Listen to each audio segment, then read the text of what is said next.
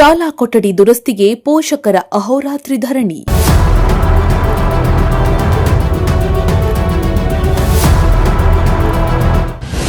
ಭಜನೆ ಮೂಲಕ ಶಿಕ್ಷಣ ಇಲಾಖೆಯ ನಿರ್ಲಕ್ಷ್ಯಕ್ಕೆ ಖಂಡನೆ.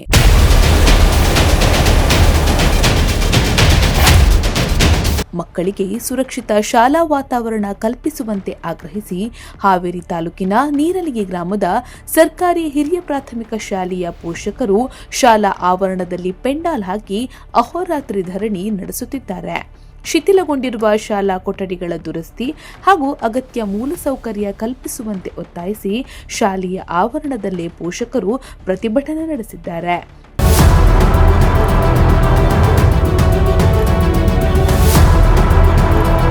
ಇನ್ನು 145ಕ್ಕೂ ಹೆಚ್ಚು ವಿದ್ಯಾರ್ಥಿಗಳು ಓದುತ್ತಿರುವ ಈ ಶಾಲೆಯಲ್ಲಿ ಕೇವಲ 4 ಕೊಠಡಿಗಳಿದ್ದು ಅವುಗಳು ಶಿಥಿಲಾವಸ್ಥೆಗೆ ತಲುಪಿವೆ. ಸುರಕ್ಷತೆಯ ದೃಷ್ಟಿಯಿಂದ ಕೊಠಡಿಗಳಿಗೆ ಬೀಗ ಹಾಕಲಾಗಿದ್ದು ವಿದ್ಯಾರ್ಥಿಗಳು ಹೊರಗಿನ ಜಗಲಿಯಲ್ಲೇ ಕುಳಿತು ಪಾಠ ಕೇಳುವ ಪರಿಸ್ಥಿತಿ ನಿರ್ಮಾಣವಾಗಿದೆ. ಕಳೆದ 3 ವರ್ಷಗಳಿಂದ ಶಾಲೆಯ ದುರಸ್ತಿ ಹಾಗೂ ಮೂಲ ಸೌಕರ್ಯಕ್ಕಾಗಿ ಅಧಿಕಾರಿಗಳಿಗೆ ಮನವಿ ಸಲ್ಲಿಸಿದ್ದರೂ ಯಾವುದೇ ಕ್ರಮ ಕೈಗೊಂಡಿಲ್ಲ ಎಂದು ಪೋಷಕರು ಆಕ್ರೋಶ ವ್ಯಕ್ತಪಡಿಸಿದ್ದಾರೆ.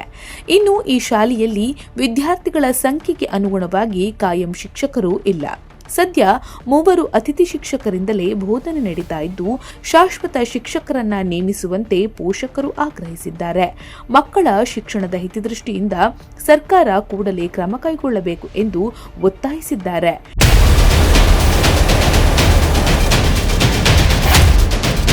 ಲೋಕೇಶ್ ಸುಣಗಾರ್, ಪ್ರಜಾಶಕ್ತಿ ಟಿವಿ, ಹಾವೇರಿ.